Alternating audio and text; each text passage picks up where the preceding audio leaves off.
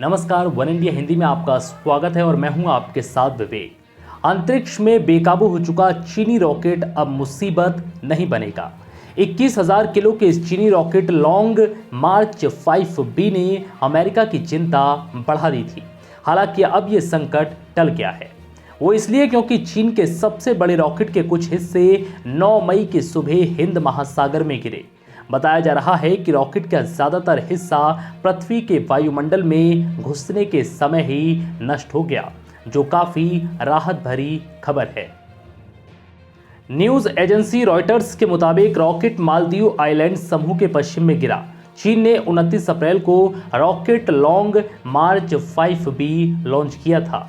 ये रॉकेट चीन के नए स्पेस स्टेशन के हिस्से को लेकर अंतरिक्ष में गया था, जिसके बाद ये बेकाबू होकर पृथ्वी की तरफ आ रहा था।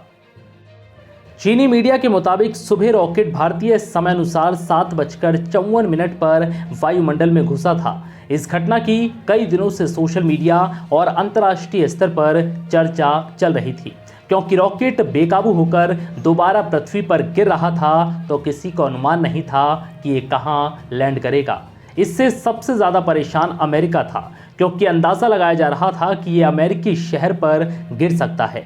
कई दफा अनुमान लगाया गया कि चीन के रॉकेट का मलबा अमेरिका में न्यूयॉर्क, लॉस एंजलिस, स्पेन में मैड्रिड, ब्राजील में रियो डी जेनेरियो समेत कई जगहों पर गिर सकता है।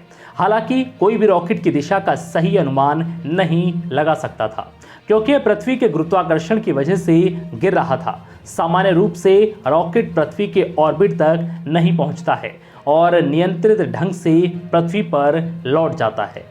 कैलिफोर्निया स्थित एरोस्पेस कॉरपोरेशन ने कहा कि लॉन्ग मार्च 5B रॉकेट ऑर्बिटल वेलोसिटी तक पहुंच गया और गिरने के बजाय ऑर्बिट में चला गया। रॉकेट का फ्यूल खत्म होने के बाद वो पृथ्वी के गुरुत्वाकर्षण की वजह से ऑर्बिट से निकलकर वायुमंडल में प्रवेश कर गया।